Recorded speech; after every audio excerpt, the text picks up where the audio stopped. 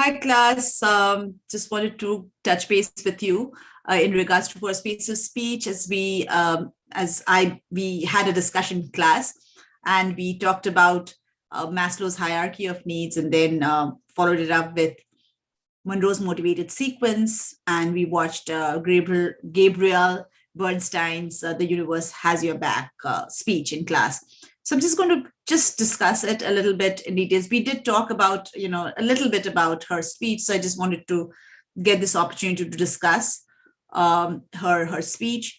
And if you remember Maslow's hierarchy of needs, as we mentioned and as we discussed in class, is that there are different kinds of needs that human beings have. And though Maslow did not really ascribe the order of needs, it was more of an interpretation by Maslow's scholars or people who followed Maslow, and they kind of said that this is the most important need, or what this comes after physiological needs, and then after that we have safety needs. Maybe they have ranked it, but according to Maslow, we know that he said that the lower order needs, which is the basic needs, which is physiological needs, safety needs, love and belongingness, and then self-esteem needs. These are the lower order needs, and these are,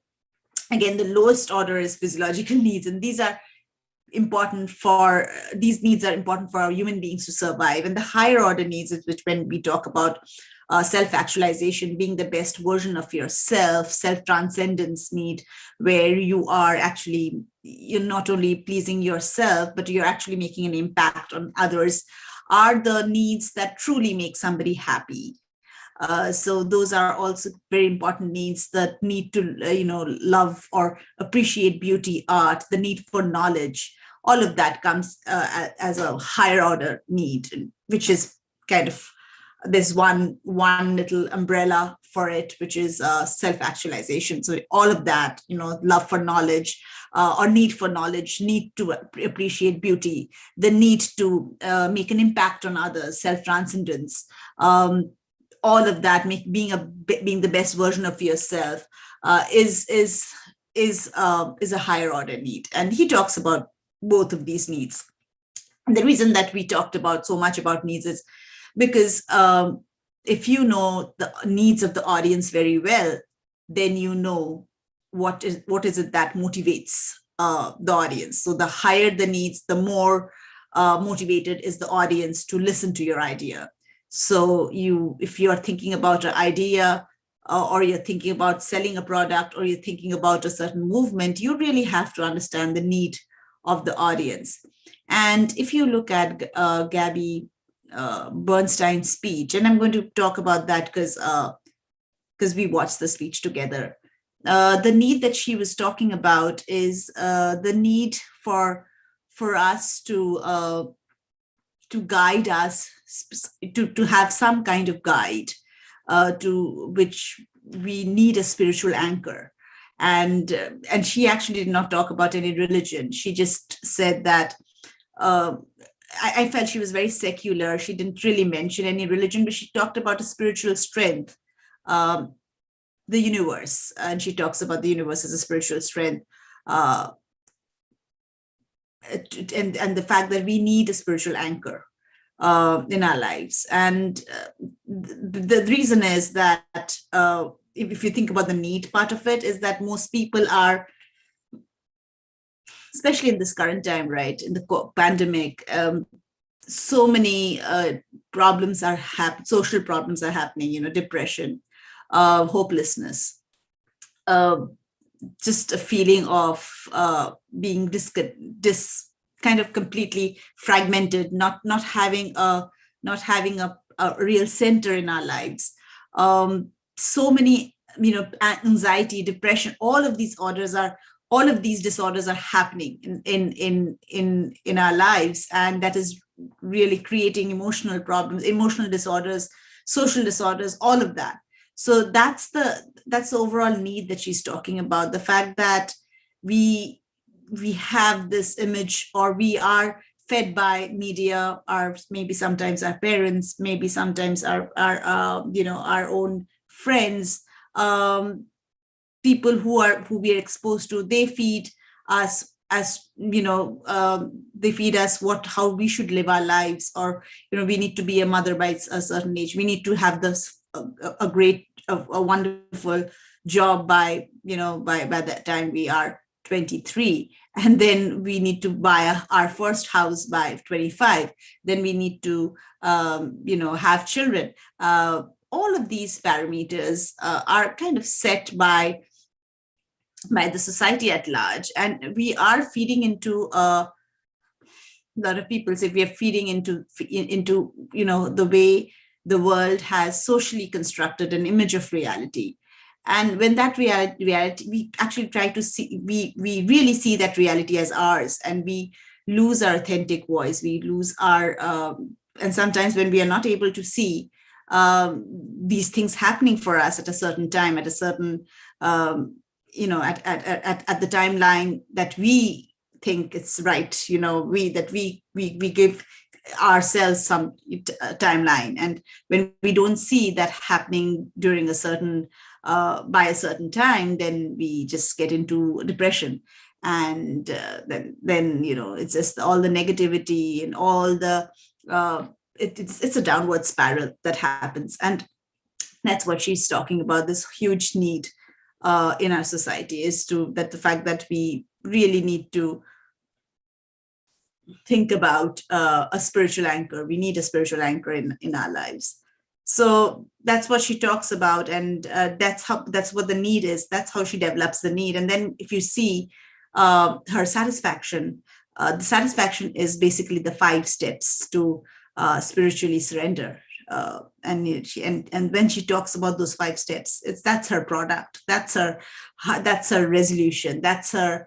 If you think about the need as the problem that is manifested in our society, her product or her idea or her movement, if it becomes that big, then the 5 steps to spiritual surrender is her idea. Okay, and she talks about those 5 steps, saying that this is how, this is what you need to do in order to solve this problem. You're not going to feel depressed. You're not going to feel that your life is a mess. You're not going to feel that you're lost, because the universe will always have your back. So that's those are the 5 steps that she talks about, and that's her idea. If you think about the satisfaction step, that's her idea. And when you see the way she connects with each and every step, when she's giving those steps, she's kind of merging satisfaction with visualization. She's actually talking about each and every step. She's doing positive and sometimes even negative visualizations, kind of doing a compare contrast when she says that you have to let go. You can't really constantly hold on to the wheel, the driver's wheel, and the fact that she kind of shows that you always want to hold the control. You have to let go of it, and then she, at every step, she's talking about.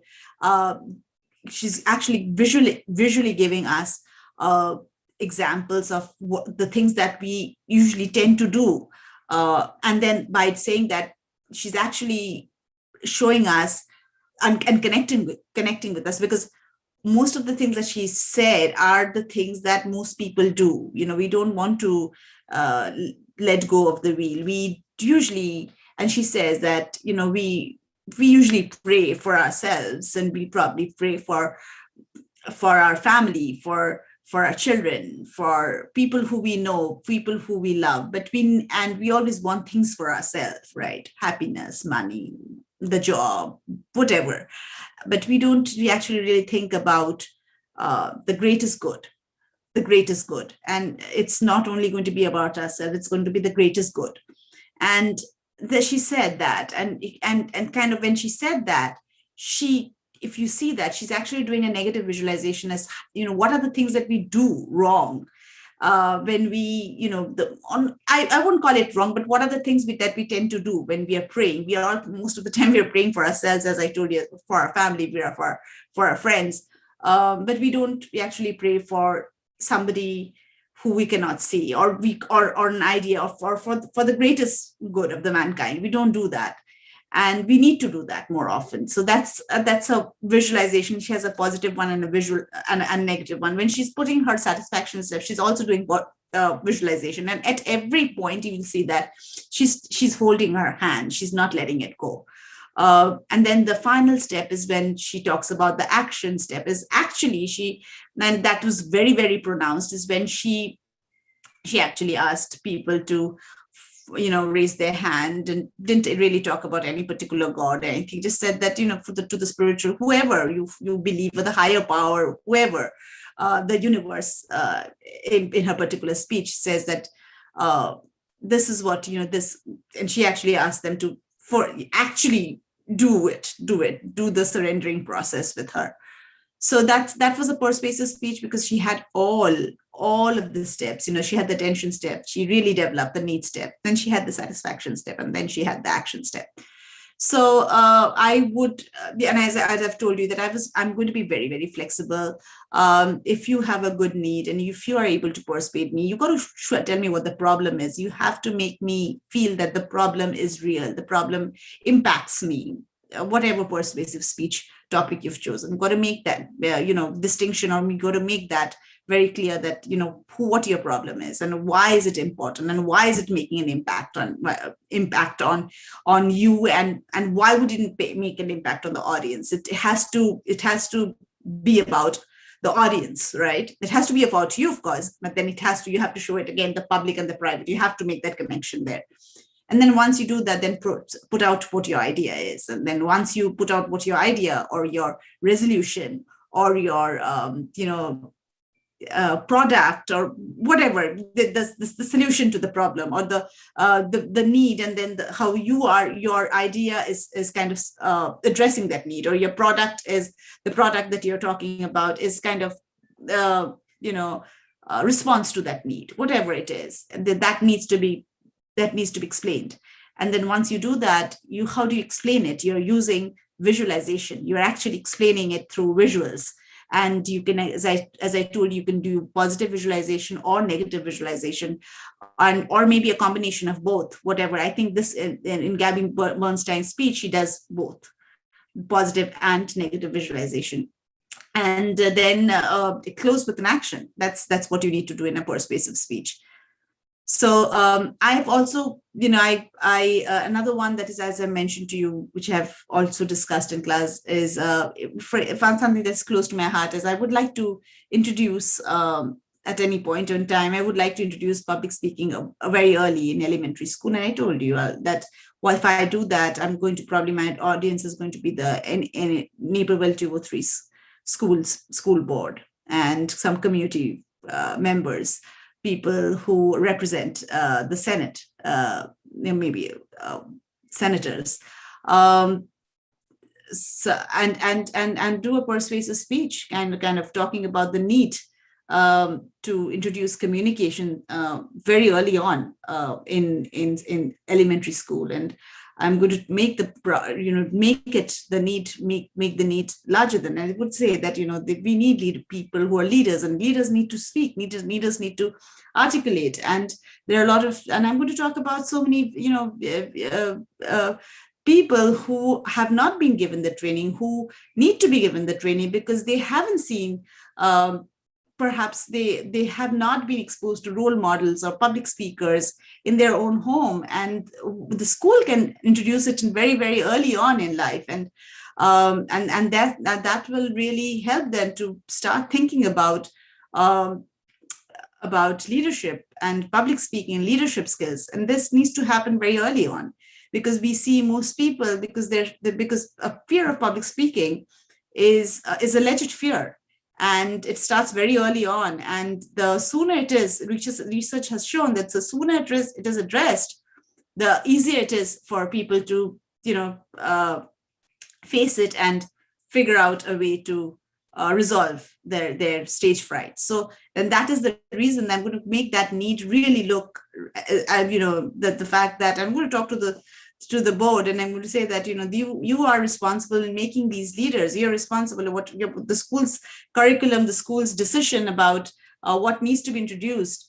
We are the movers and shakers, and if you guys don't introduce this, then we will not see we will see people not taking leadership positions, because public speaking is all about leadership. It is about leadership, and though leadership has other components too, but public speaking is a very important part of it. And not only public speaking, all communication skills. So you got to introduce communication skills from very early on, and that especially because the fright of public speaking starts very, very early. And I'm going to say that I'm just going to use that in the needs section, and I'm going to tell them the plan that this is when you introduce in the 3rd grade or 4th grade, you start introducing this concept, and then I'll tell them that we'll have little modules, some impromptu speeches, some speeches that will get them talking, that will involve their culture, that will involve the current politics. Something simple, but they will start thinking about citizenship from a very early age. So I'll tell them that'll be my satisfaction step, and then I'll give them visuals as to how it'll all pan out. I'll give them nice visuals, positive visuals, and I'll give them negative visuals too. Not too much, but if I say that if you don't accept this proposal, then we are likely not going to have, we're going to still see a lot of people who will not, who needs that extra push from diverse backgrounds, from backgrounds where public speaking has not been practiced at home, or where learning English, or where having a different accent is seen as a big barrier. So nothing should stop, and somebody from a different culture, somebody with a different accent, that should not stop somebody to take part in public speaking, and or are coming from a different background where you don't see leaders in the family. So I'll talk about we'll lose a new crop of leaders in our society, and people who have the potential able to. So we'll talk about all of that, and then I'm going to tell them about the positives that will happen through public speaking, through introducing communication courses, primarily public speaking, communication across cultures, all of that through in school, early on in school, and then I'll ask them to maybe pass a motion where I can send this as a proposal to maybe to some good legislature, so that they can act on it. So that's going to be that's just to give you another example, that persuasive speech. So you could see that every step of the way I will have a very important need step. I'll get the attention step, I'll get the need step, I'll have the satisfaction, I'll have the visualization, and I'll have the final action step. So with this video, I'm also going to include another one where I actually, it's the same thing that I have told you, but maybe she discusses it, she gives you another texture to it, but I will also be sharing a link with you in regards to Monroe's motivated sequence. And I just, before you do your speech, I just want you to, I don't want you to be totally bogged down with any particular form of template, as long as it is persuasive. Definitely you're talking about the need. Why should we listen to your idea? You actually address that need, and then you provide a plan, your proposal, and you're actually calling the audience to an action. I would think that is persuasive. So I'll be interested in your story. So that's it. Thank you, class. I'm going to add another link with you, so you're going to get 2 YouTube links, and so that's it. Thank you. I will see you on